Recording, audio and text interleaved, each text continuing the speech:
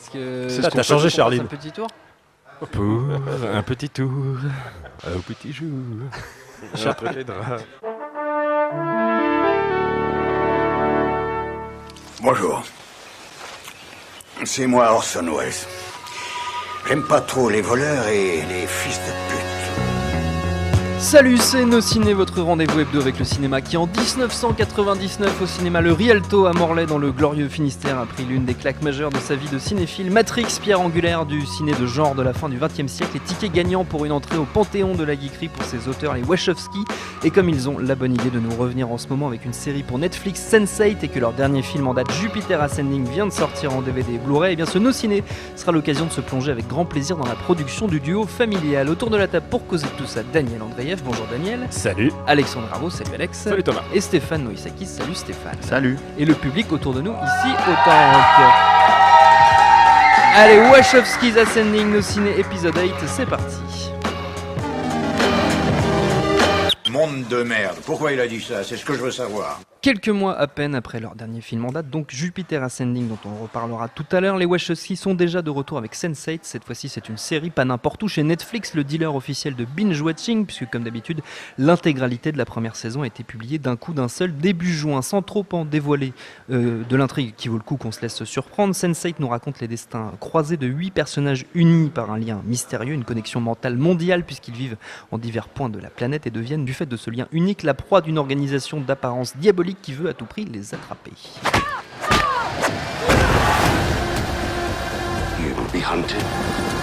There's no more time. You need to run. I'm losing my mind. No, it's just expanding. Nos camarades autour de la table ont scrupuleusement regardé la première saison de Sense8, mais qu'en ont-ils pensé, Daniel ? Mais écoute, je me souviens à un moment de la série, je regardais l'épisode. C'est déjà pas mal de se souvenir d'un moment de 12 épisodes. Ah bah alors, écoute, déjà de pas s'endormir parce qu'il y a des moments où c'est vraiment très baroque. Mais il y a un moment où je me suis dit, mais qu'est-ce que je regarde là ? Et j'ai l'impression qu'on peut avoir cette réflexion à n'importe quel moment de la série. C'est une série qui fait tout pour déstabiliser son spectateur. Et en fait, s'il y avait vraiment une qualité à cette série, c'est vraiment que Sense8, elle prend le spectateur et elle le déstabilise perpétuellement. Et elle lui laisse aucune chance d'anticiper ce qui va se passer. Et pour les séries modernes aujourd'hui, entre les super-héros et tous les trucs qu'on nous sert aujourd'hui, c'est une qualité, je pense. Alexandre. Alors Sense8, ça m'a complètement pris à revers parce que j'ai beau avoir une affection évidemment considérable pour les Wachowski, j'avais pas forcément été subjugué par leur dernier film Jupiter, Destin de l'univers, et la bande-annonce ne donnait pas forcément archi méga super envie. Et je me suis avalé les 12 épisodes en 3 jours et moi j'ai vraiment pris une claque. Je pense que la série a ses défauts, la série a des problèmes de rythme, et surtout on pourrait aussi reparler de la façon de découvrir et de regarder ces séries-là, mais le modèle Netflix est ultra judicieux ici parce que clairement c'est quelque chose à voir, pas forcément d'une traite, on n'est pas des surhommes, mais en tout cas de voir assez de manière concentrée tous ces épisodes-là parce que c'est vraiment un long film de 11 heures. Et donc j'ai retrouvé des thèmes et des choses qui m'ont fait penser à la série anglaise Utopia, à certaines saisons de Lost. Par exemple, quoi comme thème ? Le thème, c'est le côté un petit peu groupement d'individus au profil atypique, menacés par une organisation mystérieuse qui leur veut la peau, qui menace à la fois eux, leur groupe en tant qu'individus, mais aussi de manière plus générale l'humanité ou presque. Enfin bref, il y a plein de résonances comme ça, un peu conspirationnistes, parano, etc. Et puis stylistiquement, c'est quelque chose qu'on n'a jamais vu. Enfin, je veux dire, il y a des plans, il y a plein de scènes qui sont tournées à l'étranger et qui ne sont pas tournées à l'étranger, genre sur un backlot d'un studio de Burbank avec des fonds verts. Ils ont vraiment tourné à Mumbai, à Nairobi au Kenya, à Berlin, etc., etc. Et je crois qu'il y a 8 personnages, donc il y a au moins 8 villes principales, dont 2 aux États-Unis, Chicago et San Francisco. Ils ont tourné à San Francisco pendant la Gay Pride, donc avec avec 1 million de personnes. Ils ont tourné à Mumbai pendant la fête des couleurs et tout. C'est pas juste des stock shots qu'ils ont récupérés comme ça. Oui, donc, d'ailleurs, les villes sont pas mal exploitées. Mais oui, bien sûr, les villes sont super bien exploitées et surtout ça se joue aussi au niveau de la réalisation parce que les Wachowski ont réalisé plein d'épisodes, mais en réalité c'est beaucoup plus compliqué que ça parce qu'ils ont découpé un petit peu le tournage avec l'allemand Tom Tykwer qui avait fait Cours la cour et qui a bossé avec eux sur Claude Atlas. Il a tourné les scènes à Berlin et à Nairobi, dont une poursuite en bagnole assez dingue. James McTeague, leur camarade qui avait fait V pour Vendetta tout seul, lui il a tourné à Mumbai. Qu'ils avaient produit eux. Exactement. Bref, il y a une diversité aussi bien des personnages que des lieux de tournage. On en reparlera, mais du coup c'est une ampleur visuelle qu'on ne soupçonne peut-être pas en ingérant juste le pilote comme ça. Oui. On nous balance plein d'informations, on nous Pilote laisse qui peut être simplement assez flou. dur à Totalement. aborder d'un coup. on va Totalement. dire. Mais il y a tellement de séries. D'où le côté intelligent de mettre tout d'un coup, évidemment, tous les évidemment. épisodes d'une seule traite. Stéphane. Moi, ce qui m'impressionne avec Sense8, c'est de retrouver en fait, parce que pour moi les Wachowski c'est des créateurs d'univers en fait, donc Oui. et j'avais peur que cette ambition en fait, qui est aussi dans Jupiter Ascending, hein, donc Cloud Atlas, j'avais peur que cette ambition en fait se perde un peu à la télévision, enfin façon de parler quoi. Et en fait pas du tout, c'est même l'inverse en fait, ils se sont libérés, ils ont créé quelque chose qui est plus, on va dire entre guillemets réaliste, c'est-à-dire il n'y a pas c'est notre monde en fait. Mais en fait, ça va à l'essentiel aussi de ce qu'il racontait par exemple dans Cloud Atlas, quoi. C'est-à-dire que en fait, tout est connecté, on est qu'un, quoi. Et c'est une ambition qui est, je trouve, monstrueuse en fait dans les séries télé aujourd'hui, y compris les séries télé de Netflix, quoi. Parce que même si, je trouve qu'il y a beaucoup de choses admirables sur Netflix, le fait est qu'on adapte Daredevil, on adapte des séries, on reprend des séries en fait qui existantes. Il y a une logique un peu. Même House of Cards, hein, c'est un remake. Hein, Oui, là-bas, sauf que c'est un remake C'est- d'une série c'est- anglaise. Il y a une logique un peu hollywoodienne entre guillemets, Oui. c'est-à-dire de reprendre en fait des trucs. Voilà, là c'est une création unique en fait, comme ce que font les Wachowski de manière Oui. générale, quoi. À part Speed Racer éventuellement, mais qu'ils ont complètement réadapté Transformé, aussi, quoi. oui.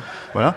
Et je suis ravi en fait, ne serait-ce que ça, que cette ambition en fait soit retranscrite en fait sur le petit écran, y compris en fait dans la science du montage en fait des Wachowski, parce que par exemple Cloud Atlas, le montage du film était absolument incroyable en fait, dans la façon de connecter les choses. Et là, tu parlais du premier épisode, ce n'est que ça en fait, c'est que de la connexion en fait. Oui, Et, en parallèle, on rebondit d'un personnage à voilà, l'autre. et mine de rien, moi je trouve qu'on, même si c'est dense, même si c'est difficile à ingérer, en fait, on ne perd jamais de vue les enjeux en fait de chaque personnage. À chaque fois qu'on y revient, on se dit ah oui d'accord, donc effectivement on en était là, on le calcule tout de suite, quoi. Donc ça c'est assez admirable, moi je trouve dans Sense8. Daniel. Personnellement, je mettrais un peu de bémol. C'est le problème de tous ces organisations chorales de films et de séries, c'est que forcément, il y a des histoires qui sont moins intéressantes que d'autres. Les 8 personnages ne sont pas tous intéressants. Il y en a qui sont vraiment intéressants. Il y en a qui sont vraiment plus ric-rac en termes de... En soi, une histoire rien que sur ce mec, ça n'intéresserait personne. Et du coup, ils sont obligés... c'est comme dans Cloud Atlas, c'est-à-dire... toutes les histoires de Cloud Atlas, elles valaient pas vraiment, franchement le coup, mais au milieu d'une course-poursuite, tout d'un coup, il y avait une scène d'évasion d'un hôpital, et tout d'un coup, le film te bousculait dans la mesure où tu t'attendais pas à ça, et tout d'un coup, tu t'attendais à avoir une espèce d'explosion galactique, et puis au bout d'un moment, finalement, c'est un mec qui court au bout d'un couloir, quoi. Et moi c'est pas un bémol que je mettrais là-dessus. Ce que je trouve intéressant, c'est que les personnages sont pas tous bien, et, non, je dis pas le contraire. et en mais- plus, le traitement, ça reste quand même des occidentaux, ils maîtrisent pas forcément le Bollywood. Leur version de la Corée est horrible, je trouve. Ouais, mais ça, c'est ce que j'appelle. sans spoiler, Ouais. là, en fait, pour juste préciser, là, de ce dont tu parles, en fait, c'est juste à un moment, ils sont dans un mariage et ils dansent façon Bollywood. Donc c'est un clin d'œil en soi et ils n'ont pas la prétention de faire du Bollywood, ce qui en plus aurait été complètement, pour le coup, hors sujet, même si ça les dérange pas de partir dans tous les sens. Mais bon, c'était l'histoire de caser une petite scène de. Ça fait un peu brochet de fromage, quoi. Comme Ouais, on dit. mais moi, ce que je voulais dire par rapport à je voulais revenir aussi à ce que tu disais au début, c'est-à-dire qu'en fait, le truc avec les Wachowski, c'est que ce sont, depuis le début, en fait, depuis qu'ils font du cinéma, en fait, ce sont des auteurs au sens noble du terme, à mon sens, et surtout, ce sont des vrais narrateurs, en fait, c'est des gens qui n'ont aucun souci en fait à pousser en fait le spectateur dans ses derniers retranchements et dans ce qu'il peut accepter. Je pense on va en parler, mais l'aboutissement de ça c'est Jupiter Ascending qui provoque un rejet, quoi. Dans un instant. Voilà, mais le truc avec Sense8, c'est que mine de rien, il y a une vue générale en fait pour moi qui est propre à comment dire aux Wachowski en fait qui est liée en fait à ne serait-ce même que leur propre fonctionnement, c'est-à-dire il n'y a pas de genre, il n'y a pas de race, il n'y a pas de etc., on est tous Ça, on le ressent quoi très, en très fait, bien, voilà. Et ça c'est donc la Atlas, c'est dans la façon même dont les Wachowski eux-mêmes en fait vivent leur vie, puisque on sait que Lana. Larry est devenu Lana. Voilà, c'est ça. Voilà. C'est un film complètement queer. Hein. C'est hyper transgenre. LGBT et tout ça, et c'est plutôt assez frais dans la manière d'être. Et c'est surtout qu'en fait, moi j'ai lu des gens qui leur reprochaient ça. Alors à l'époque dans laquelle on vit, ce que je trouve complètement dingue, c'est qu'en fait on reproche pas ça à des films qui utilisent ça de manière un peu cynique en fait, et parce que bon c'est la société dans laquelle on vit actuellement, donc on le fait. Et eux en fait, donc c'est un mode de vie. Le fait qu'on leur reproche, je trouve ça complètement dingue en fait. Donc voilà. Mais ce que je voulais dire aussi par rapport à ça, c'est que je sais plus ce que je voulais dire. Alexandre. Juste un truc, parce que je pense qu'il y a les fans de Babylon 5, s'il y en a encore, qui nous écoutent, doivent s'étrangler depuis tout à l'heure parce qu'on n'a pas cité le troisième homme. Oui, tout à fait, ouais. Michael Straczynski. Bon, moi personnellement, je connais très peu son œuvre à part quelques scénarios qu'il a écrits pour le cinéma. C'est un auteur de comics. Mais c'est un auteur plutôt hyper réputé, ouais. qui est en plus hyper web-friendly. Il parle sur des forums, sur Twitter, etc. depuis très longtemps. Donc c'est vrai que c'est le troisième homme qui a fait, qui a aux manettes pour la série. Et juste un truc sur Sense8 qui m'a vraiment marqué, c'est l'amour qu'ils ont pour leur propre médium, pour la série, pour les films. Il y a quand même deux personnages du film dont l'enfance est marquée et la vie est marquée par l'un Conan le Barbare, Schwarzenegger, et l'autre par Jean-Claude Van Damme. C'est le conducteur de bus qui s'appelle Van Damme, du coup, à Nairobi. Et il y a toute cette espèce de message sur le côté, les vertus d'apprentissage, de formation que peut avoir le cinéma et la télévision. Et il y a cette scène, un moment génial dans le ghetto de Nairobi où une des sensei qui, elle, vient, je crois que c'est l'indienne donc de Mumbai, qui n'a pas de télé chez elle et tout, elle voit le personnage kényan qui regarde la télé chez lui sur son écran plat. Il n'y a pas de lit chez lui, c'est vraiment un appartement complètement, enfin une petite maison avec que dalle. Elle lui demande mais pourquoi tu préfères avoir une télé plutôt qu'avoir un lit? Et il fait mais un lit ça me ferait rester ici, la télé ça me fait partir ailleurs. Donc c'est un peu cuculapraline mais c'est un joli message. C'est assez joli, effectivement. Sense8, saison 1, l'intégralité est à voir d'un coup, d'un seul sur Netflix. 12 petits épisodes d'un peu moins d'une heure chacun, ça se consomme en un rien de temps. C'est quoi 12 heures dans une vie? C'est que dalle. Allez, on continue, deuxième étape. Je suppose que pour l'instant tu te sens un peu comme Alice, tombée dans le terrier du lapin blanc. Ça n'est pas peu dire que les Wachowski ont connu depuis 15 ans une relation cyclique avec le public et la critique, un temps adulé, porté très très haut pour Matrix notamment, puis régulièrement descendu, attaqué, démoli ces dernières années. Ça a été très vrai ces derniers mois aussi d'ailleurs, par exemple lors de la sortie tumultueuse de leur dernière incursion ciné Jupiter Ascending, qui est disponible depuis peu en DVD et Blu-ray. Have you ever seen a harvest? Never, but I've heard they feel no pain. Your Majesty, I have more in common with a dog than I have with you. I love dogs. I've always loved dogs. Here we go.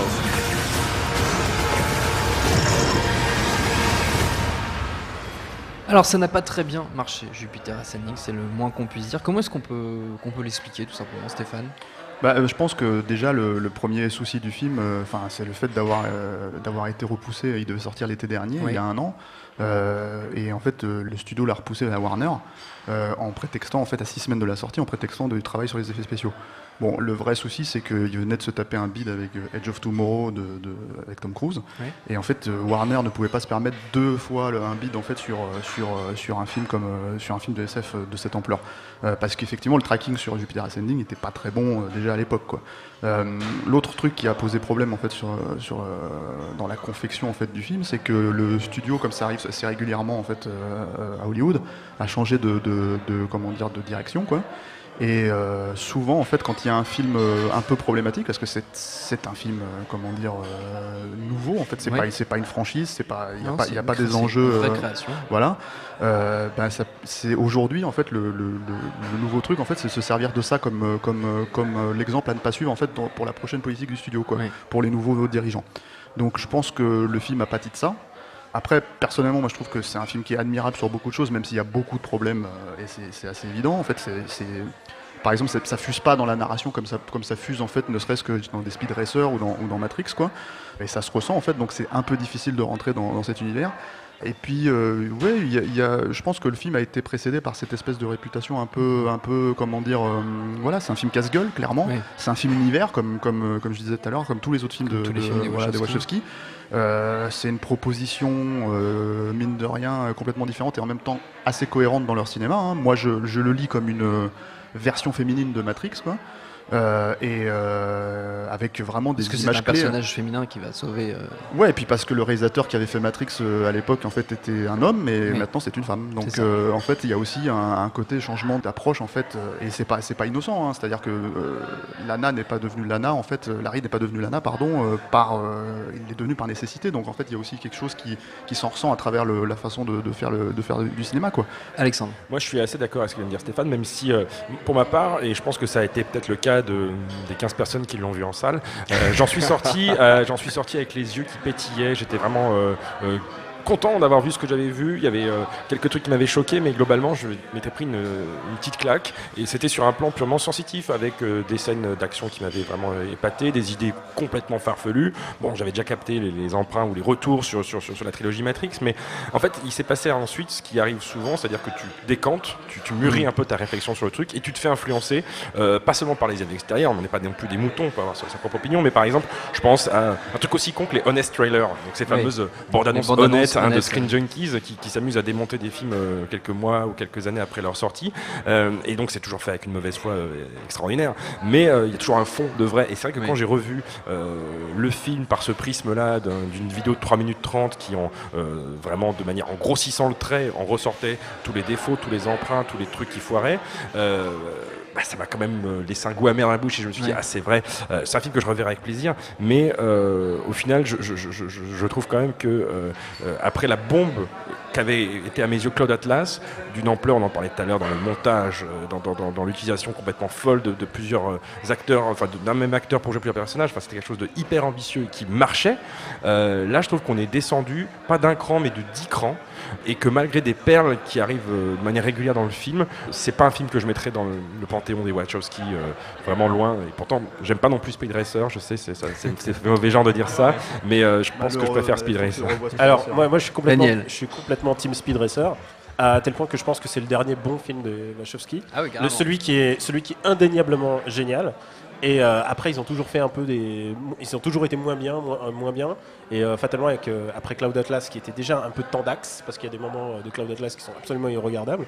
Là tout d'un coup on arrive avec ce truc boursouflé, avec ce mec hybride chien de l'espace qui fait du roller, enfin il y a vraiment beaucoup de choses. Je préfère un chien de l'espace à un singe qui balance son caca sur un méchant. Mais ça c'était super. Mais au moins il respectait l'esprit original. Moi je prends les deux. C'était le singe, je précise, référence à Speed Racer. Mais le truc avec les Wachowski, je pense qu'ils devraient mieux se faire entourer en termes d'auteur, parce que là maintenant ils ont grillé leurs cartes pour faire des gros blockbusters. Là c'est cuit après Jupiter. C'est compliqué, on peut pas savoir. C'est jamais terminé. Mais là pour l'instant ils vont devoir se mettre au vert, c'est ce qu'ils font avec Sense8.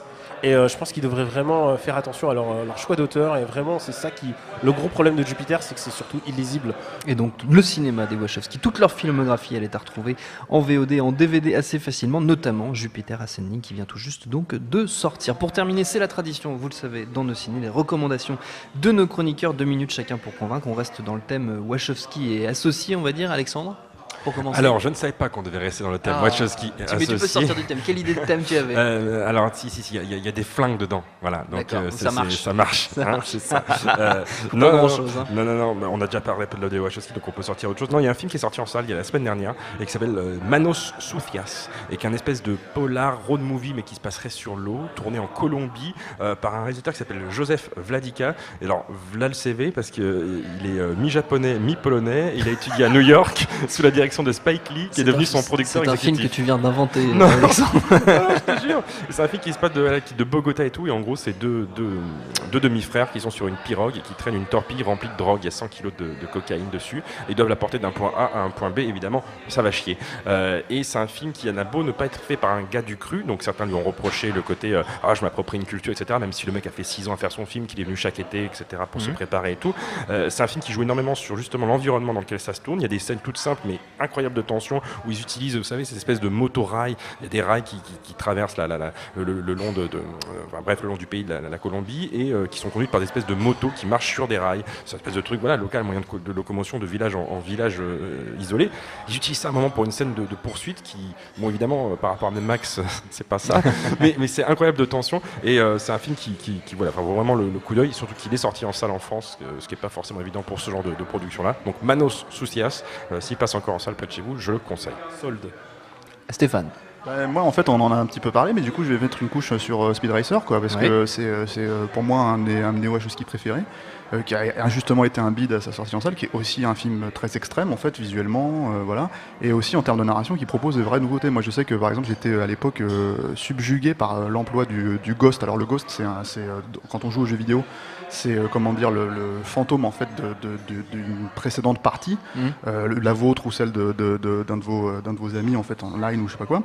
Et en gros, j'avoue, c'est génial. C'est assez dingue en fait. C'est le principe en fait du Ghost, c'est de pouvoir avoir en fait la partie en fait fantôme de votre ami et pour casser son record quoi. Ouais. Et dans Speed Racer en fait ils ont clairement utilisé ce procédé en fait pour raconter en fait les problématiques en fait du personnage principal qui a perdu son frère en fait et qui était lui aussi un coureur automobile en fait et dont il ne veut jamais dépasser le record en fait pour justement honorer sa mémoire.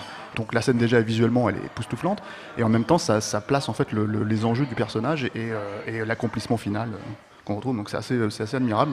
C'est un film qui est mal aimé, c'est un film qui est que peu de gens ont vu aussi, même si je pense que ça commence à prendre un peu d'aura culte, quoi. Et c'est vraiment, je vous conseille, c'est pour moi un des plus grands films des années 2000, quoi. Donc à revoir, Speed Racer. Eh Daniel. Écoute, j'allais dire exactement la même chose. très bien. Je pense que tu es télépathe. Donc non, vraiment, tu as merveilleusement résumé cette scène d'intro. Donc je vais en mettre une couche, pas sur les Wachowski, mais sur JMS, Joseph Michael Straczynski, l'auteur de Sense8. Et lui a eu sa série culte qui s'appelle Babylon 5, que je vous invite à revoir. Et ce qui laisse un peu d'espoir, ce qui laisse beaucoup d'espoir même pour Sense8, c'est que Babylon 5 a été écrit en livre. Il a écrit chacune des saisons à l'avance en prévoyant tout ce qui allait se passer. Et c'est un mec qui a un plan de travail, quoi. C'est un mec qui calcule. La série n'est pas organisée de manière n'importe quoi. Et dans Sense8, tu sens ça. Tu sens qu'ils vont s'étaler sur 5 saisons et qu'il va avoir des grosses ramifications. Et j'aime bien le travail télé de Straczynski et je vous invite vraiment à regarder Babylon 5 en vous accrochant. La première saison est un peu kitschos, mais à partir de la deuxième, ça explose, ça balance, ça explose des galaxies, c'est cool. Bon bah c'est cool, c'est noté, merci beaucoup, notre temps est écoulé, merci à tous les trois, merci à Jules Cros, à la technique, au tank et au public pour l'accueil. Prochain au ciné, on parlera de Terminator Genesis, éternel retour du robot Schwarzy qui s'annonce d'une lourdeur sans précédent. On verra tout ça à ce moment-là. D'ici là, vous nous retrouvez un peu partout sur le net, SoundCloud, Mixcloud, YouTube, Facebook, Twitter, on s'appelle Nos Ciné à chaque fois. N'hésitez pas à réécouter nos précédentes émissions sur Sweark, sur Mad Max, sur Pixar, sur Brad Bird et en attendant, on vous dit à la semaine prochaine. Salut, c'est Nico Pratt, retrouvez No Fun chaque jeudi en podcast. No Fun, votre nouveau rendez-vous musical hebdomadaire qui analyse, décrypte et parfois trash la pop musique. Ça va aller. Est-ce que vous êtes prêts? Tu vas chanter maintenant?